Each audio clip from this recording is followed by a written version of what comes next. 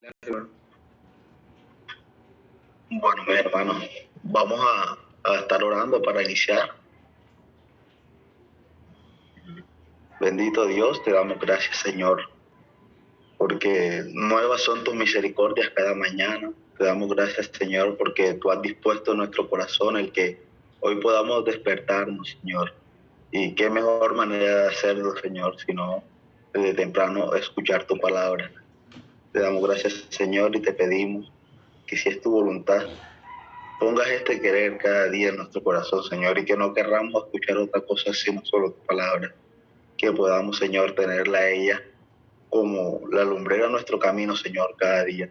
Que podamos cada día atesorar tu palabra y meditar en ella a lo largo de la semana. Te damos muchas gracias en el nombre de Cristo Jesús. Amén.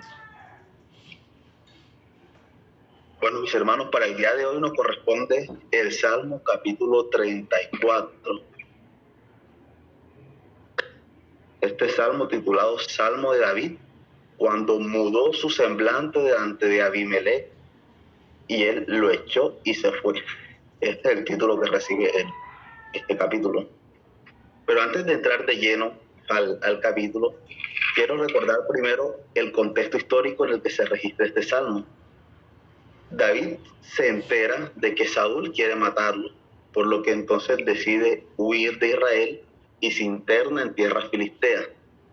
David estaba tan desesperado que huye a tierra de Gad, donde reinaba entonces en ese momento el rey Aquis. Es por esto que encontramos primeramente el título en el nombre de Abimelech, ya que este era un título que se utilizaba para dirigirse a los gobernantes de Filistea, así como utilizaban, por ejemplo, César para los gobernantes de Roma o Faraón para los gobernantes de Egipto.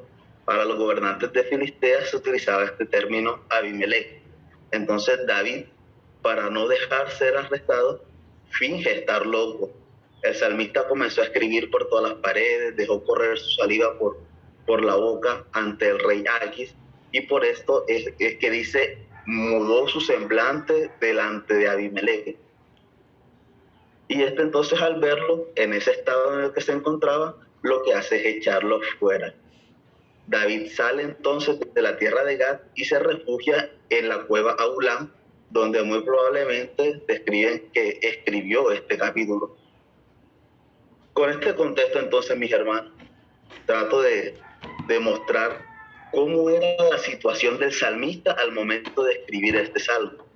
David se encontraba en un tiempo en que su vida se encontraba en mucha dificultad, estaba pasando por mucha aflicción, pero en medio de esa situación, aún con su vida en peligro, solo, con temor y angustia, David eleva sus ojos al cielo y expresa este poema que vamos a estar viendo en esta mañana. Para adentrarnos entonces de lleno a detalle en el capítulo 42, el 34, vamos a dividirlo en 3 puntos. Primero, vamos a ver la adoración. Segundo, un testimonio que se nos presenta. Y tercero, el llamado que se nos hace. Vamos a utilizar esas 3 palabras claves a lo largo de este capítulo: adoración, testimonio y un llamado. Primero, en cuanto a la adoración, voy a leer los 3 primeros versículos. Dice el Salmo 34. Bendeciré a Jehová en todo tiempo. Su alabanza estará de continuo en mi boca. En Jehová se gloriará mi alma. Lo oirán los mansos y se alegrarán. Engrandeced a Jehová conmigo y exaltemos aún a su nombre.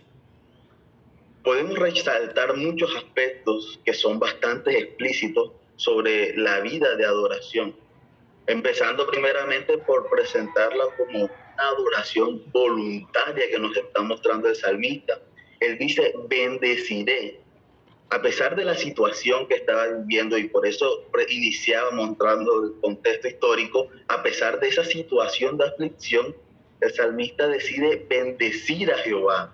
Y es este, mis hermanos, el sentir que debe tener cada uno de nosotros como creyentes. No dejar nuestra vida de oración en manos de nuestras emociones o el adorar a Dios solo cuando estemos de ánimo o me estén saliendo las cosas bien. Independientemente de nuestros sentimientos, Dios sigue siendo Dios. Él seguirá siendo glorioso y digno de ser adorado. Por tanto, también debe constituirse una adoración constante. Por eso dice, bendeciré a Jehová en todo tiempo. Nos resalta no solamente entonces que esta adoración es voluntaria, sino que es constante, en tiempo de abundancia, pero también en tiempo de escasez, en medio de la felicidad, pero también en medio del gozo, pero también en la tristeza y ya también en el dolor. No importa la situación, su alabanza debe estar continuamente en nuestra voz. Es lo que podemos encontrar al principio de este capítulo. Ahora se nos presenta entonces también una adoración que es de forma humilde, en la cual no se gloria en ningún momento el hombre, sino que se le da toda la gloria a Dios. En Jehová se gloriará mi alma, dice el salmista. Muchas veces venimos en oración señalando entonces eso que hacemos como creyentes, ponemos muchas veces nuestras obras por encima de la obra de Dios. Muchas veces venimos en oración señalando entonces lo que hacemos nosotros, una oración semejante a la del fariseo, en la cual se altera el foco de adoración y termina el hombre saltándose, adorándose a sí mismo. Pero el salmista dice que en Jehová se gloriará mi alma. No hay otro que merezca la gloria, solo Dios. También se nos presenta entonces un imperativo y es engrandecer a Jehová conmigo y exaltemos aún a su nombre. Se nos exhorta a alabar a Dios y a exaltar su nombre. Y recordemos que ya sabemos cómo hacerlo. Debemos hacerlo de una forma voluntaria, constante y humilde. La exhortación entonces es a hacerlo cada día, hacerlo constantemente y hacerlo de una forma humilde. Esto es lo que se nos presenta de la adoración. Ahora, siguiendo el capítulo, nos encontramos que el salmista no solo expresa esta forma de adorar, no solo expresa su adoración a Dios y exhorta que debemos adorar a Dios, sino que nos muestra un testimonio personal de lo que Dios ha hecho en su vida. Y es lo que nos presenta del versículo 4 al versículo 7. Le dice, busqué a Jehová. Nos va a manifestar entonces alguna situación que él vivió. Dice, busqué a Jehová y él me oyó y me libró de todos mis temores. Los que miraron a él fueron alumbrados y sus rostros no fueron avergonzados. Este pobre clamó y le oyó Jehová y lo libró de todas sus angustias. El ángel de Jehová acampa alrededor de los que le temen y los defiende. Recordemos el contexto histórico. David estaba solo, su vida corría peligro. Por eso se refiere a sí mismo como este pobre hombre. Este pobre clamó y le oyó Jehová. Esta es una palabra que describe miseria, abatimiento, describe dolor, describe una situación en la que ya no quedan más recursos para salir adelante. Y es interesante entonces la secuencia que presenta el salmista en su testimonio. Primero refiere el temor y su angustia, pero en cada momento resalta que Dios lo escuchó, como lo dice en el versículo 4, y él me oyó. Y vuelve y lo dice en el versículo 6, este pobre clamó y le oyó. Resalta entonces que Dios lo escuchó. Y no solo esto, sino que Dios le libra de esa angustia y esa paz que se le otorga entonces al librarlo de toda su angustia. Y es interesante cómo concluye su testimonio. No se limita a él al momento de concluir el testimonio o al pueblo de Israel, sino que utiliza un término universal. Note que termina diciendo, el ángel de Jehová acampa alrededor de los que le temen. No utiliza una expresión dirigiéndose solamente a él, a pesar de que estaba contando algo que estaba viviendo él. Él utiliza un término universal, dice, el ángel de Jehová acampa alrededor de todo aquel que le teme y los defiende. Mi hermano, eres temeroso de Dios, confía en que Él te librará de la angustia. David Ahora entonces quiere que otros experimenten eso que Él experimentó. Y es por eso que nos cuenta su experiencia, y no solo esto, sino que pasa a ser un llamado a cada uno de nosotros como creyentes. Y es lo que nos muestra del versículo 8 en adelante. Ahora Él dice, del versículo 8 al versículo 10, dice, gustad y ved que es bueno Jehová. Dichoso el hombre que confía en Él. Temed a Jehová, vosotros sus santos, pues nada falta a los que le temen. Los leoncillos necesitan y tienen hambre, pero los que buscan a Jehová no tendrán falta ningún bien. Es curioso el término que el salmista utiliza, y es el gusto. Hace una expresión para que las personas vengan y contemplen lo que se les está mostrando. Describe a Jehová como algo gustoso, algo placentero, algo enriquecedor. Muchas veces somos desconfiados y no creemos en algo cuando no lo hemos visto con nuestros ojos.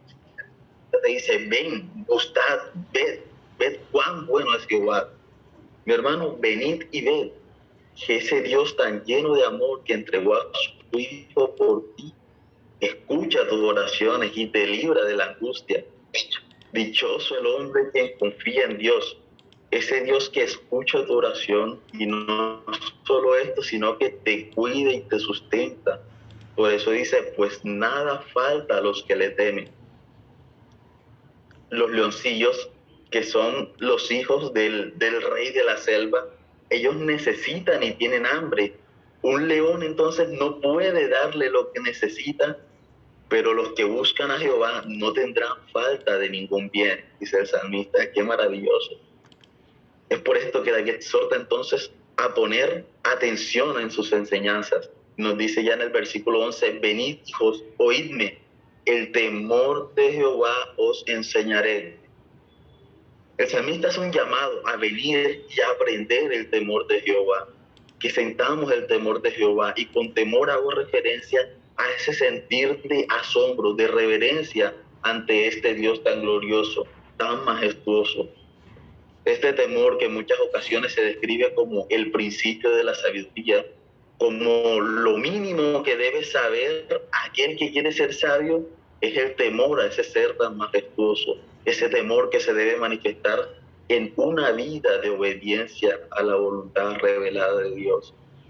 El llamado que se nos hace es a tener temor de Jehová, y de esta manera vivir de una forma acorde a la voluntad del Señor. Vivir esa vida de obediencia es la experiencia más gratificante que puede vivir el hombre. Es por esto que a esa forma de andar es que se le llama vida. Y en el versículo 12 él pasa a decir, ¿quién es el hombre que desea vida? Que desea muchos días para ver el bien. Guarda tu lengua del mal y tus labios de hablar engaño. Apártate del mal y haz el bien. Busca la paz y síguela. Mi hermano, nadie puede tener una vida si vive en contra de la voluntad de Dios. No podemos llamarla vida. Por eso el salmista describe, si deseas vida, cuídate primeramente de hablar engaño, de contradecir la voluntad de Dios. Apártate del mal, haz el bien. Pero el salmista nos provee también un poderoso estímulo para tomar en serio este llamado que nos está haciendo. Y lo que hace básicamente es marcarnos la diferencia entre una vida dichosa y una vida que podemos llamar desgraciada, alejada de la gracia de Dios. Y esto lo hace entonces comparándonos dos cosas. Y uno es si tenemos a Dios de nuestro lado o lo tenemos en contra. Marca entonces este contraste. Nota cómo lo expresa en el versículo 15. Los ojos de Jehová están sobre los justos y atentos sus oídos al clamor de ellos. ¿De quién? De los justos. El versículo 17 dice, claman los justos y Jehová oye y los libra de todas sus angustias. El versículo 18 y 19 dice: cercano está Jehová a los quebrantados de corazón y salva a los contritos de espíritu. Muchas son las aflicciones del justo, pero todas ellas le librará Jehová. Él guarda todos sus huesos, ni uno de ellos será quebrantado. Y el versículo 22 dice: Jehová redime el alma de sus siervos y no serán condenados cuantos en él confían. Describe entonces cómo es la vida de aquellos que tienen a Dios de su lado, aquellos que confían en Dios. Pero también nos expresa entonces lo que pasará con los impíos, aquellos que han contradecido a Dios, aquellos que no obedecen la voluntad del Señor. Dice el versículo 16: la ira de Jehová contra los que hacen mal, para cortar de la tierra la memoria de ellos. El versículo 21 dice: matará al malo la maldad, y los que aborrecen al justo serán condenados. Al malo lo matará su misma maldad. Mi hermano, y ante esto, con temor, no podemos entonces evitar pensar en qué grupo estamos. Solo hay dos categorías. ¿Consideras entonces que tienes una vida? Primeramente, el temor de Jehová está en ti. Y si es así, mi hermano, la invitación no es otra, sino es a tomar la misma decisión que el salmista: bendecir a Jehová en todo tiempo, que su alabanza esté de continuo en nuestra boca, y que nuestros labios no deseen otra cosa sino expresar cada día exaltación y adoración, darle gloria al único que merece toda la gloria. El Señor nos ayude, mis hermanos, a que en cada día pues, tengamos esa necesidad, ese deseo, ese anhelo de adorar al Señor. Oramos. Glorioso Dios, reconocemos, Padre, que el hecho de que hoy podamos gozar de esta comunión es gracias a ese amor que has tenido, Señor, al regalarnos a tu Hijo, enviarlo, Señor, para cumplir con esa maravillosa obra en el cual ha expiado nuestro pecado, Señor. Por eso te damos muchas gracias y te pedimos que nos ayudes, Señor, a entender cada día que no podemos, Señor, hacer otra cosa sino adorarte y exaltar tu nombre. Ayúdanos, Señor, a que nuestros labios no quieran hacer otra cosa, Señor, sino cada día expresar nuestra gratitud ante ti. Ayúdanos, Señor, a que cada día podamos ver con ojos de arrepentimiento, Señor, nuestra vida, que podamos, Señor, meditar cada día en tu palabra y poder atesorarla en nuestro corazón de tal forma que podamos vivir cada día de acuerdo a tu voluntad. Te pedimos, Señor, que a lo largo de este día seas tú dirigiéndonos a cada uno de nosotros, que seas tú guiando nuestro camino, Padre, que seas a través de tu Santo Espíritu ayudándonos en cada prueba, en cada angustia que estemos experimentando, Señor, que nos ayudes a entender que no importa cuán grande sea esta tribulación, esa adversidad que estemos pasando, que entendemos que en Cristo, Señor, ahora somos victoriosos, que no importa, Señor, por lo que pasemos, pues si tú siempre vas a estar al lado nuestro, Señor. Te lo pedimos en el nombre de Cristo Jesús. Amén.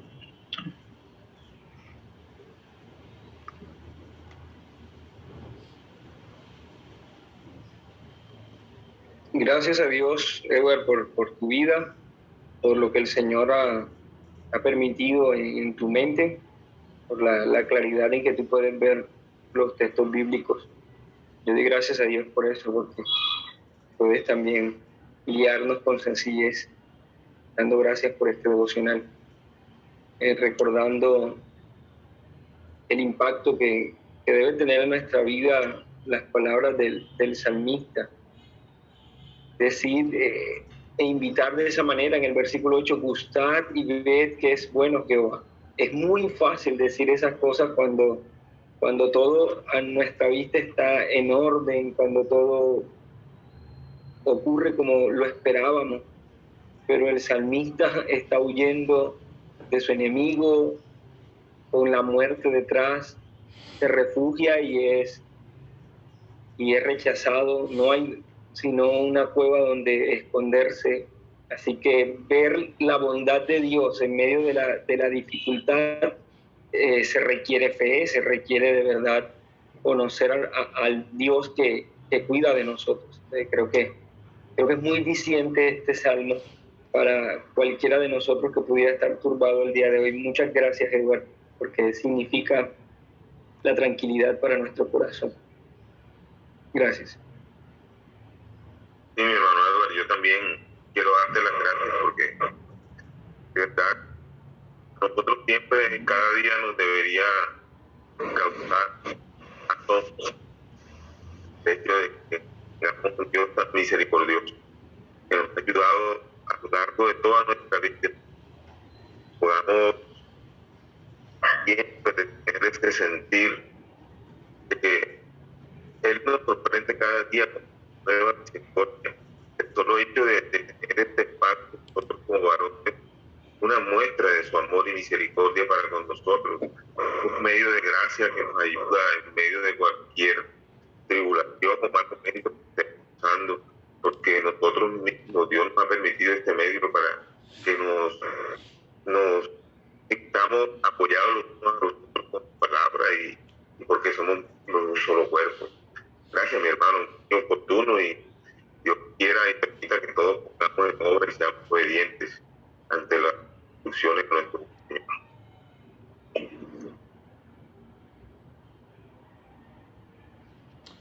Mi hermano, gracias por las palabras de este devocional.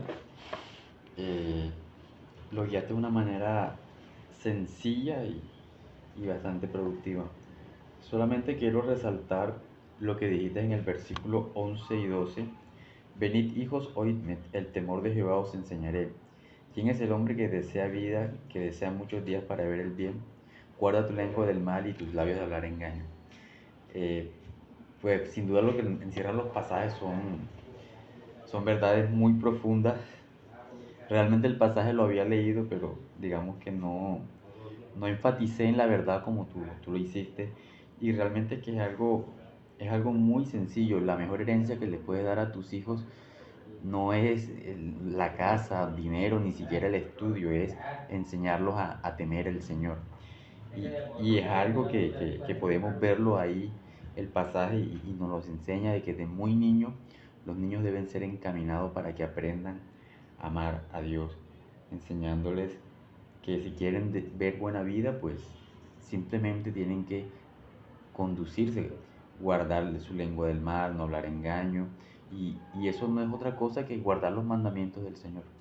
Así que gracias, te agradezco, y Dios te sigue iluminando, Eduardo. Sí, y esa porción bíblica es, digamos, quizás una de las más conocidas, aunque creo que todo el Salmo en particular tiene numerosos paralelos en el Nuevo Testamento. Ese versículo en particular pues, es citado por Pedro, es citado por Santiago, así que es un salmo y una porción del Salmo bastante usada en el Nuevo Testamento. Así que tiene gran relevancia el que meditemos también en su contenido. Mis hermanos, nos hace falta entonces organizar para la próxima semana. Gracias a aquellos que están sacando sus espacios.